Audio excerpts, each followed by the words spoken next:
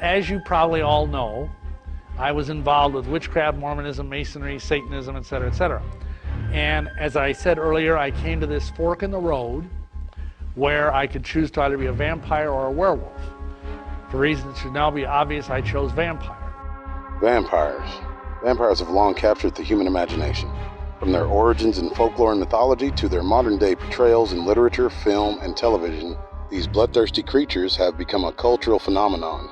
Today, we will explore the history and evolution of vampires from their earliest beginnings to their current iterations.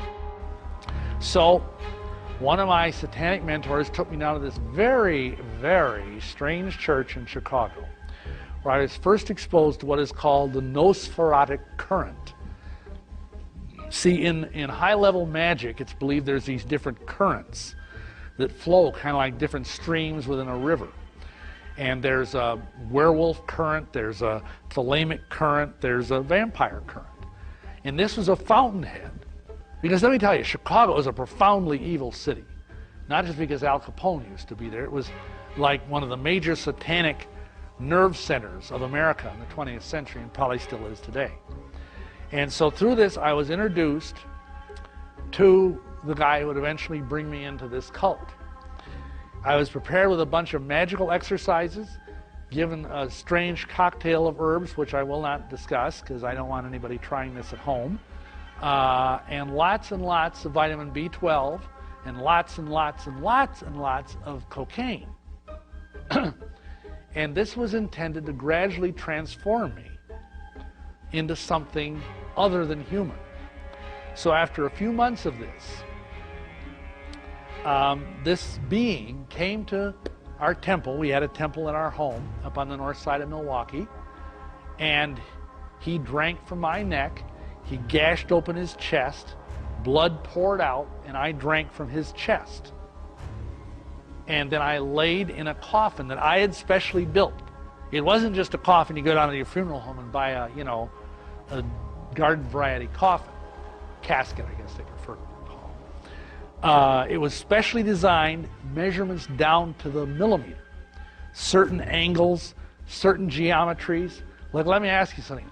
Why do you think caskets, the old coffins you used to see like in like westerns or whatever, why are they shaped like that?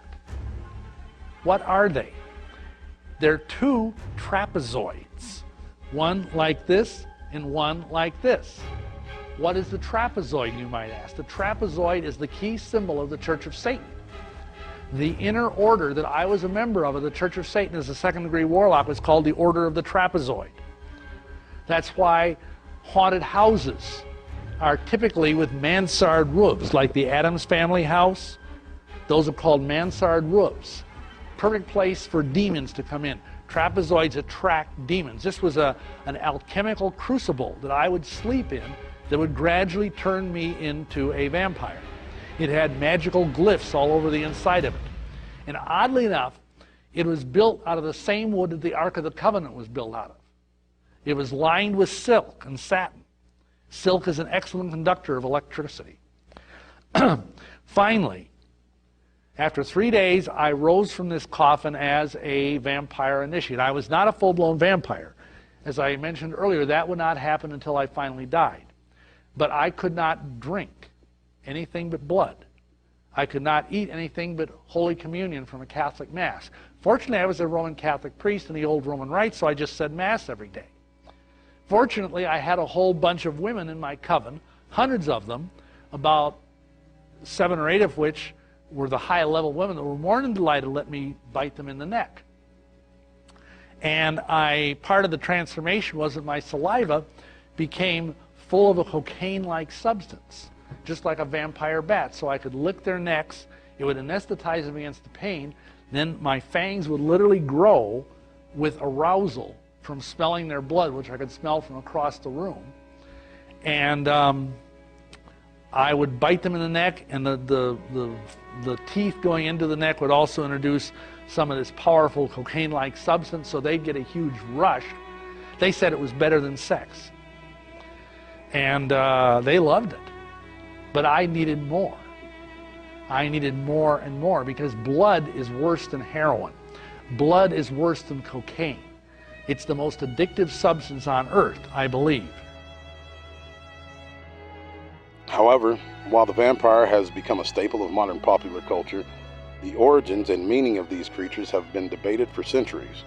Some scholars have suggested that the idea of the vampire may have evolved from early human rituals involving the consumption of blood or flesh in order to gain power or achieve immortality. Others have argued that the vampire is a manifestation of our primal fear of death and the unknown, representing the threat of the unknown and the possibility of being consumed by something beyond our control. One of the most interesting theories about the origin of vampires comes from the folklorist and historian Michael Bell. Bell argues that the figure of the vampire may have originated in the beliefs and practices of the Kievan Rus, a medieval Slavic state that encompassed parts of modern-day Russia, Ukraine, and Belarus. According to Bell, the Kievan Rus believed in the existence of revenants, or the souls of the undead that have not found peace. These revenants were believed to be able to leave their graves at night and prey on the living, causing illness and death. In order to protect themselves from these creatures, the people of the Kievan Rus would exhume and rebury the bodies of the dead, place objects in the graves to prevent the revenants from rising, and perform rituals and offerings to appease the souls of the dead. Bell suggests that these beliefs and practices may have influenced the development of the vampire myth in Slavic folklore. Over time, the figure of the revenant may have merged with other mythical creatures, such as the Slavic demon-like figure of the Upir, to create the vampire as we know it today. Another theory suggests that the vampire may have emerged as a result of historical events, such as outbreaks of disease or war. For example, some scholars have suggested that the vampire myth may have arisen in response to the bubonic plague, which ravaged Europe in the 14th century. The symptoms of the plague, which included fever, chills, and blackened, necrotic tissue, may have been interpreted as evidence of vampirism. In addition, mass graves filled with the bodies of plague victims may have given rise to the stories of the dead rising from their graves to feast on the living. Overall, the origins and meaning of the vampire continue to be a subject of much debate and speculation. While the figure of the vampire has evolved and changed over time, its enduring popularity suggests that it taps into something deep and primal within the human psyche, representing our fears of death, the unknown, and the power of the supernatural. Real-life vampires or suspected vampires have been a topic of fascination and fear for centuries. In some cases, these individuals were believed to be actual vampires who drank blood and preyed on the living. In others, they were simply people who had been accused of vampirism due to superstition and fear. One of the most well-known cases of suspected vampirism occurred in the 18th century in the village of Medveja in modern-day Serbia. A man named Peter Plagojewicz died in 1725, and shortly thereafter, people in the village began to report seeing him walking around at night. They claimed that he had even attacked and killed several people. The villagers dug up Plagojewicz's body and found that it appeared to be in a state of decay, except for his nails, hair, and beard, which had continued to grow. They also claimed that blood was present in his mouth, and that he had a fresh appearance. This was seen as evidence that he was a vampire. To stop Plagojewicz from attacking more people, the villagers drove a stake through his heart, and his body was burned. This event was later documented by Austrian military surgeon Johann Flockinger, who was in the area at the time. Another famous case of suspected vampirism occurred in the early 20th century in Rhode Island, USA. A woman named Mercy Brown died of tuberculosis in 1892, and shortly thereafter, her brother and father also became ill with the disease.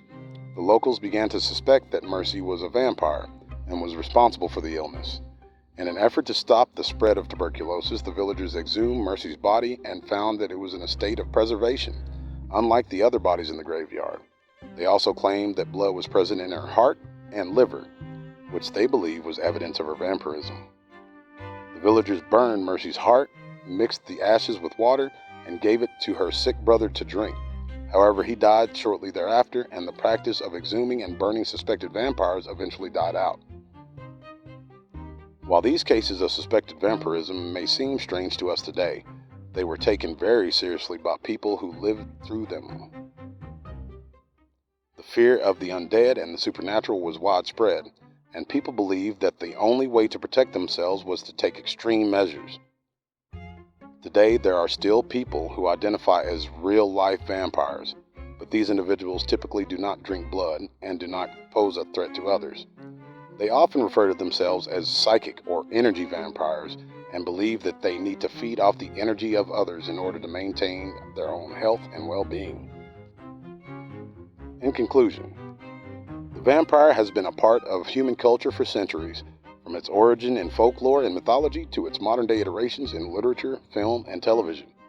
Through its many incarnations, the vampire has evolved and changed, reflecting the fears, desires, and anxieties of the culture that produced it.